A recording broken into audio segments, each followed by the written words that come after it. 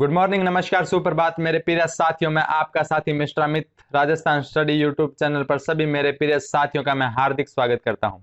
तो दोस्तों, आज की वार्ता में अपने जानने वाले हैं राजस्थान के कुछ त्योहारों के अन्य महत्वपूर्ण फैक्ट के बारे में। क्योंकि दोस्तों, जो गत 3 सेशन है उनके बारे में अपने राजस्थान के लगभग विषय वस्तु के बारे में जान चुके हैं, तो उसी कड़ी को क्रियान्वित करते हुए बढ़ते हैं कुछ अन्य महत्वपूर्ण फैक्ट की ओर।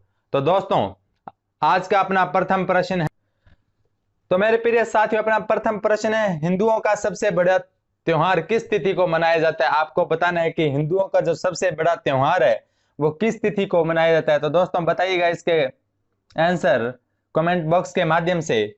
हिंदुओं का सबसे बड़ा त्योहार, तो पहले तो ये जानिए कि हिंदुओं का सबसे बड़ा त्योहार कौन सा है, तो उसके बाद आप इसका आंसर दीजिएगा दोस्तों। तो दोस्तों, बात करूं मैं हिंदुओं का सबसे बड़ा त्योहार, तो हिंदुओं का सबसे बड़ा त्योहार है दोस्तों, वह है दीपावली। कौन सा है दोस्तों? दीपावली। तो और दीपावली किस तिथि को मनाई जाती है? तो दोस्तों इसका राइट आंसर होगा द ऑप्शन। दीपावली अपने कार्तिक अमावस्या को मनाते हैं। तो दोस्तों बात करूं मैं अन्य विकल्प की, तो दोस्तों कार्तिक कृष्ण चतुर्थी को करवा चौथ के रूप में मनाया जाता है दोस्तों, करवा चौथ के रूप में। इस दिन क्या होती है दोस्तों, स्त्रियां अपने सुहाग के लिए व्रत रखती है और सायंकाल को चंद्रमा को अर्घ देकर अपना व्रत खोलती है। तो दोस्तों इस दिन क्या होता है, कार्तिक कृष्ण चतुर्थी को करवा चौथ होती है, और इस दिन क्या होती है, जो सुहागिन स्त्रियां होती है वो व्रत रखती है दोस्तों। तो दोस्तों बात करूं मैं कार्तिक कृष्ण त्रयोदशी की, तो कार्तिक कृष्ण त्रयोदशी को दोस्तों धनतेरस के रूप में जाना जाता है, धनतेरस के रूप में। इस दिन दोस्तों धनतवरी वेद और यमराज की पूजा की जाती है, और यमराज की क्या की जाती है? पूजा की जाती है दोस्तों। और इस दिन यह माना जाता है कि बर्तन खरीदना भी शुभ माना जाता है, बर्तन खरीदना भी शुभ माना जाता है। कुछ इस दिन चांदी के सिक्के भी खरीदे जाते हैं। तो दोस्तों बात करूं मैं अन्य विकल्प की, कार्तिक कृष्ण एकादशी की, तो कार्तिक कृष्ण एकादशी को दोस्तों तुलसी एकादशी के रूप में मनाया जाता है, तुलसी एकादशी के रूप में। तुलसी को विष्णु प्रिय माना जाता है, भगवान विष्णु के प्रिय माना जाता है, तुलसी को विष्णु प्रिय कहा जाता है तुलसी को, और इस दिन तुलसी की पूजा की जाती है दोस्तों। तो ये थे अपने महत्वपूर्ण फैक्ट कार्तिक कृष्ण पक्ष के। और सभी कार्तिक कृष्ण के जितने भी पक्ष के जितने भी तिथियां हैं महत्वपूर्ण के बारे में अपने जान लिया है। कार्तिक कृष्ण चतुर्थी को करवा चौथ आती है, कार्तिक कृष्ण त्रयोदशी को धनतेरस, और कार्तिक कृष्ण एकादशी को तुलसी एकादशी के रूप में जाना जाता है, और कार्तिक अमावस्या को दीपावली मनाई जाती है, जो हिंदुओं का सबसे बड़ा त्योहार कहलाता है। तो दोस्तों आशा करता हूं कि सभी को यह जो कंसेप्ट है समझ में आया होगा। बढ़ते हैं दोस्तों नेक्स्ट प्रश्न की ओर।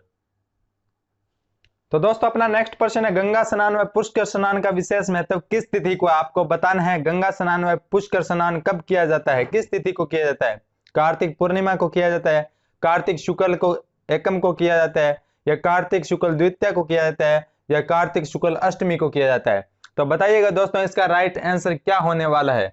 और सभी मेरे प्रिय साथी जोश और जुनून के साथ आंसर दे रहे हैं और लगातार अपनी भूमिका अदा करते हैं, क्योंकि दोस्तों सामने हो मंजिल तो रास्ते ना मोड़ना, सामने हो मंजिल तो रास्ते ना मोड़ना, जो भी मन में वो सपना मत तोड़ना, कदम कदम पर मिलेगी मुश्किलें आपको, बस सितारे छूने के लिए जमीन मत छोड़ना, बस सितारे छूने के लिए जमीन मत छोड़ना।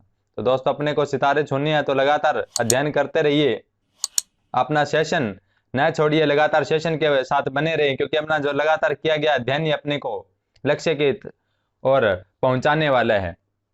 तो दोस्तों इसका जो राइट आंसर होने वाला है, गंगा स्नान व पुष्कर स्नान का विशेष महत्व किस तिथि को है? तो इसका राइट आंसर होगा दोस्तों कार्तिक पूर्णिमा को। जो गंगा स्नान किया जाता है और पुष्कर स्नान किया जाता है, उनका जो महत्व है कि इस दिन स्नान किया हुआ बहुत महत्वपूर्ण माना जाता है, तो वो कार्तिक पूर्णिमा है दोस्तों। क्या है? कार्तिक पूर्णिमा दोस्तों। तो बात करूं दोस्तों, इस दिन कोलायत में भी, कपिल मुनि में यहाँ पे स्नान की मुख्यता है, कोलायत में भी कोलायत स्नान को विशेष माना जाता है कार्तिक पूर्णिमा के दिन। ठीक है। तो दोस्तों बात करूं मैं चंद्रभागा में, जो चंद्रभागा झालावाड़ में मेला भी कब बढ़ता है? कार्तिक पूर्णिमा को बढ़ता है चंद्रभागा झालावाड़ में। और दोस्तों बात करूं पुष्कर की तो होगी, पुष्कर अजमेर में भी कार्तिक पूर्णिमा को मेला भरता है, स्नान किया जाता है। पुष्कर स्नान का विशेष महत्व समझा जाता है कार्तिक पूर्णिमा को। और दोस्तों कार्तिक पूर्णिमा को गुरु नानक देव जी हुए थे, जो सिख संप्रदाय के प्रथम गुरु गुरु नानक देव जी हुए थे। तो गुरु नानक देव जी का जन्म कार्तिक पूर्णिमा को हुआ था। गुरु नानक देव जी का जन्म कब हुआ था दोस्तों? कार्तिक पूर्णिमा को हुआ था। और दोस्तों इसे त्रिपुर पूर्णिमा के रूप में भी जाना जाता है। कौन सी पूर्णिमा के रूप में? त्रिपुर पूर्णिमा के रूप में, क्योंकि दोस्तों इस दिन भगवान शंकर ने त्रिपुरासुर राक्षस का वध किया था और इस कारण से त्रिपुर पूर्णिमा के रूप से जाना जाता है। तो दोस्तों बात करूं मैं ब विकल्प की, कार्तिक शुक्ल एकम की, तो दोस्तों कार्तिक शुक्ल एकम को गोवर्धन पूजा की जाती है। गोवर्धन पूजा की जाती है। और दोस्तों इस दिन 56 प्रकार के पकवान बनते हैं। दोस्तों 56 प्रकार के पकवान बनते हैं और मंदिर में क्या लगाया जाता है? भोग लगाया जाता है। और दोस्तों इस दिन अन्नकूट महोत्सव होता है, अन्नकूट महोत्सव। और अन्नकूट जो महोत्सव है दोस्तों यह बहुत प्रसिद्ध है। और कहाँ पे भरता है दोस्तों? कहाँ का प्रसिद्ध है ये अन्नकूट महोत्सव? तो ये अन्नकूट महोत्सव नाथद्वारा राजसमंद का प्रसिद्ध है दोस्तों। कहाँ का प्रसिद्ध अन्नकूट महोत्सव? नाथद्वारा राजसमंद का। दोस्तों इस दिन क्या होता है? चावल का बहुत बड़ा लड्डू बनाया जाता है नाथद्वारा में और भीलों के द्वारा इसे लूटा जाता है और इसे बहुत पुण्य रूपी समझा जाता है। जो इसे लूटते हैं बहुत, और लूटते हुए इसे प्रसाद के रूप में ग्रहण करते हैं। बहुत बड़ा चावल का लड्डू बनाया जाता है दोस्तों। तो यह था अन्नकूट महोत्सव। और कहाँ का प्रसिद्ध है? नाथद्वारा का प्रसिद्ध है। तो दोस्तों यह अक्सर एग्जाम में बार बार पूछा जाता है, अन्नकूट महोत्सव कहाँ का प्रसिद्ध है? तो नाथद्वारा का। दोस्तों बात करूं मैं कार्तिक शुक्ल द्वितीया की, तो दोस्तों इसे यम द्वितीया के रूप में भी जाना जाता है। दोस्तों इसे क्या जाना जाता है? यम द्वितीया के रूप में भी जाना जाता है। इस दिन दोस्तों क्या होता है? यह भी भाई बहन के प्रेम का त्योहार है, क्योंकि इस दिन दोस्तों जो बहन होती है वो भाई की तिलक करती है। क्या करती है दोस्तों? तिलक करती है। और रक्षाबंधन श्रावण पूर्णिमा को तो क्या किया जाता है? बहन है वो भाई के राखी बांधती है। लेकिन इस दिन कार्तिक शुक्ल द्वितीया को भैया दूज को क्या किया जाता है?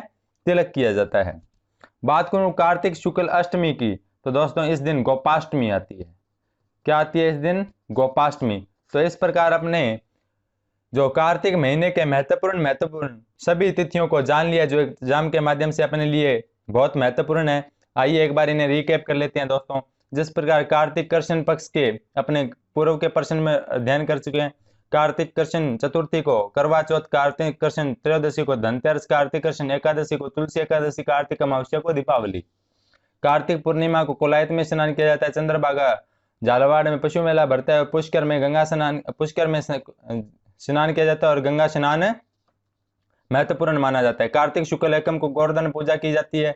और अन्नकूट महोत्सव है, अन्नकूट महोत्सव है जो कहाँ का प्रसिद्ध है? नाथद्वारा का प्रसिद्ध है। और बात करूं कार्तिक शुक्ल द्वितीया की, तो इसे यम द्वितीया के रूप में भी जाना जाता है। भाई बहन के प्रेम का प्रतीक है ये दोस्तों। इस दिन बहन अपने भाई के तिलक करती है। और कार्तिक शुक्ल अष्टमी को गोपाष्टमी के रूप में जाना जाता है दोस्तों। तो इसी तरीके से बढ़िया तरीके से ध्यान करते रहिए और बढ़ते हैं अपने नेक्स्ट प्रश्न की ओर। तो दोस्तों अपना नेक्स्ट प्रश्न है, बहुत ही खूबसूरत प्रश्न है। एकमात्र त्योहार जो तिथि पर आधारित न होकर दिनांक पर आधारित है। तो दोस्तों यह अपने आप में बहुत ही महत्वपूर्ण फैक्ट है दोस्तों। आपको बताना है वह त्योहार जो तिथि पर आधारित नहीं है, क्योंकि दोस्तों जो हिंदुओं के जो सभी त्योहार है वो तिथि पर आधारित है। क्योंकि अपना जो कैलेंडर वो सभी हिंदुओं का जो त्योहार मनाए जाते हैं वो विक्रमी संवत या शक संवत के रूप में मनाए जाते हैं। विक्रमी संवत या शक संवत के रूप में मनाए जाते हैं। क्योंकि आपने ऐसा कभी सुना है कि दीपावली 10 अक्टूबर को आती है? हमेशा 10 अक्टूबर को ही बनाई जाएगी? नहीं, दीपावली अपने विक्रमी संवत पर आधारित है। जो हिंदुओं के त्योहार है वो विक्रमी संवत पर आधारित है। ऐसे ही जब कार्तिक अमावस्या आएगी तभी दीपावली को मनाया जाएगा। लेकिन हिंदुओं में एकमात्र त्योहार ऐसा है जो तिथि पर आधारित न होकर दिनांक पर आधारित है। यह अपने आप में बहुत ही महत्वपूर्ण फैक्ट है दोस्तों। तो इसका आंसर आपको कमेंट बॉक्स के माध्यम से बताना है। तो कौन सा त्योहार है जो दिनांक पर आधारित है? होली, दीपावली, मकर संक्रांति या गुरु गोविंद सिंह जयंती? तो दोस्तों बताइएगा इसका राइट आंसर क्या होने वाला है। तो दोस्तों इसका जो राइट आंसर होगा वो होगा स ऑप्शन। क्योंकि दोस्तों जो होली है वो फाल्गुन पूर्णिमा को आती है, होलिका दहन। और धुलंडी तो चैत्र कृष्ण एकम को। दीपावली कब आती है? दीपावली के भी अपने चर्चा की है, कार्तिक अमावस्या को। और मकर संक्रांति है दोस्तों, यह हमेशा 14 या 15 जनवरी को ही मनाई जाती है। कब मनाई जाती है? 14 जनवरी को ही मकर संक्रांति के रूप में मनाई जाती है। इस दिन पतंग उड़ाने की परंपरा है और जयपुर में खूब पतंगबाजी की जाती है, पतंग उड़ाने की परंपरा है। और सुहागन स्त्रियां होती है जो दोस्तों, वो 13 वस्तुएं दान करती है। 13 वस्तुएं इस दिन क्या करती है? दान करती है। और सूर्य की पूजा की जाती है। सूर्य क्या की जाती है? पूजा की जाती है। दोस्तों बात करूं मैं द ऑप्शन गुरु गोविंद सिंह जयंती की, तो दोस्तों यह पौष माह की शुक्ल सप्तमी को आती है। पौष माह की शुक्ल सप्तमी को आती है गुरु गोविंद सिंह जयंती। तो इस प्रकार अपने महत्वपूर्ण तथ्यों के बारे में जान लिए। लेकिन दोस्तों जिस प्रकार अपने कल गत सेशनों में त्योहारों को ट्रिक के माध्यम से जाना है, अपने बहुत से महीनों के जो त्योहार है उन्हें ट्रिक के माध्यम से जान चुके हैं। लेकिन आज जिस प्रकार अपने कार्तिक माह को कंप्लीट किया है, तो मैं आपके सामने प्रस्तुत करना चाहूंगा कार्तिक माह की ट्रिक। और दोस्तों याद करेंगे क्षण भर में सभी कार्तिक माह के ट्रिक। तो आइए आगाज करते हैं आज की ट्रिक का। तो मेरे प्रिय साथियों, जिस प्रकार अपने गत 2 प्रश्नों में कार्तिक माह के जो त्योहारों का अध्ययन किया है, तो अब जानते हैं कार्तिक माह के त्योहारों को ट्रिक के माध्यम से। तो दोस्तों याद कीजिएगा कार्तिक माह के कृष्ण पक्ष के त्योहारों को। तो कृष्ण पक्ष के त्योहारों को याद करने की ट्रिक है दोस्तों, करवा हो धन रूपी तो दीप जलेंगे। करवा होता है ना, करवा मिट्टी का जो छोटा सा करवा, अगर करवा हो धन रूपी तो क्या जलेंगे? दीप जलेंगे। तो दोस्तों याद कीजिए करवा से करवा चौथ कार्तिक कृष्ण चतुर्थी को आती है। हो से अहोई अष्टमी, अष्टमी है तो अष्टमी को आएगी। धनतेरस, रूप चतुर्दशी और दीप से दीपावली। तो इस प्रकार अपने एक ही ट्रिक से सभी त्योहारों को जान लिया है। करवा हो धन रूपी तो दीप जलेंगे। तो बताइएगा दोस्तों आपको यह ट्रिक कैसे लगी, कमेंट बॉक्स के माध्यम से अपने जो व्यू है दीजिएगा कमेंट बॉक्स के माध्यम से। करवा चौथ, अहोई अष्टमी, धनतेरस, रूप चतुर्थी, दीपावली, ये सभी कार्तिक कृष्ण पक्ष के त्योहार है। बात करूं दोस्तों कार्तिक शुक्ल पक्ष की, तो कार्तिक शुक्ल पक्ष की ट्रिक है दोस्तों, गोरू भैया गोपाल आंवला देव गुरु जी के लिए लाया था। कि गोरू भैया गोपाल आंवला, गोपाल है ना जो, आंवला देव गुरु जी के लिए लाया था। तो गोरू से गोवर्धन पूजा दोस्तों, भैया से भैया दूज, गोपाल से गोपाष्टमी, आंवला से आंवला नवमी, देव से देव उठनी ग्यारस, गुरु जी से गुरु नानक जयंती। तो ये सभी कार्तिक शुक्ल पक्ष के त्योहार है। तो आशा करता हूं सभी को यह कंसेप्ट समझ में आया होगा और आपको त्योहारों को याद करने में बहुत आसानी होगी। क्योंकि दोस्तों ये त्योहार जो टॉपिक है यह बहुत कठिन टॉपिक के रूप में जाना जाता है, क्योंकि अक्सर अपने तिथियों में कोई न कोई गड़बड़ हो जाती है। लेकिन आप ट्रिक के माध्यम से कुछ हद तक अब सभी जो त्योहार है याद कर सकते हैं। तो दोस्तों बढ़ते हैं अपने नेक्स्ट प्रश्न की ओर। तो दोस्तों अपना नेक्स्ट प्रश्न है, माघ स्नान कब से प्रारंभ होता है? आपको इसका आंसर कमेंट बॉक्स के माध्यम से बताना है।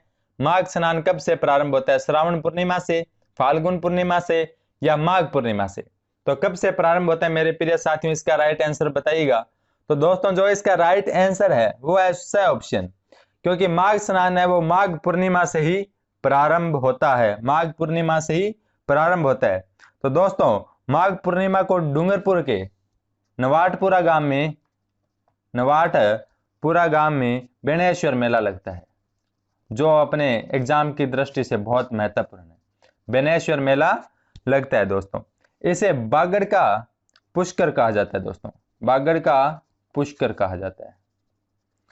आदिवासियों का कुंभ भी कहा जाता है, आदिवासियों का कुंभ भी कहा जाता है दोस्तों। क्योंकि दोस्तों इस दिन मावजी ने माही नदी के किनारे बेणेश्वर धाम की स्थापना की थी। किसने दोस्तों? मावजी संत ने क्या की थी? माही नदी के किनारे बेणेश्वर धाम की स्थापना की थी। और दोस्तों यहाँ पर जो पूजा होती है वो खंडित शिवलिंग की होती है दोस्तों, खंडित शिवलिंग की पूजा होती है और दिन में 2 बार होती है।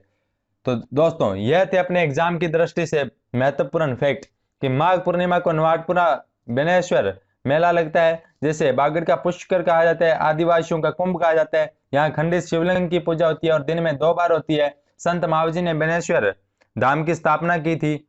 और दोस्तों यह जो शिवलिंग है इसे पुजारी के अलावा कोई नहीं छू सकता। तो यह इसकी महत्वपूर्ण विशेषता थी। और इस प्रकार अपने राजस्थान की सभी त्योहारों के बारे में जान लिया है दोस्तों। ऐसा कोई प्रश्न नहीं है जो अपने त्योहारों से वंचित है। तो कुछ अन्य फैक्ट है उनकी मैं चर्चा कर लेता हूं दोस्तों। जो महाशिवरात्रि है दोस्तों, महाशिवरात्रि फाल्गुन कृष्ण तेरस को आती है। कब आती है? फाल्गुन कृष्ण तेरस को आती है महाशिवरात्रि दोस्तों। भगवान शिव के जन्मोत्सव के रूप में मनाया जाता है। भगवान शिव के जन्मोत्सव के रूप में मनाया जाता है दोस्तों। और बात करूं मैं होलिका दहन की, तो दोस्तों होलिका दहन फाल्गुन पूर्णिमा को होता है दोस्तों। फाल्गुन पूर्णिमा को होता है। और होलिका के होने वाले पति थे दोस्तों जो इल्लोजी थे, जिन्हें छेड़छाड़ का देवता कहा जाता है। इल्लोजी थे जिन्हें छेड़छाड़ का देवता कहा जाता है। तो इस प्रकार ये थे अपने महत्वपूर्ण फैक्ट, और अपने राजस्थान के सभी त्योहारों के बारे में जान लिया है दोस्तों। आज के लिए इतना ही। और सभी मेरे प्रिय साथियों से मैं कहना चाहूंगा कि जो अपने राजस्थान के त्योहारों के बारे में जाने, उन्हें आप वीडियोस को एक दो बार रिकैप कीजिएगा ताकि आपको आसानी से याद हो जाए, और लगातार सेशन के साथ बने रहें। और इसी के साथ मैं आपसे इजाजत लेना चाहूंगा। जय हिंद, जय भारत। मिलते हैं कल शानदार टॉपिक के साथ।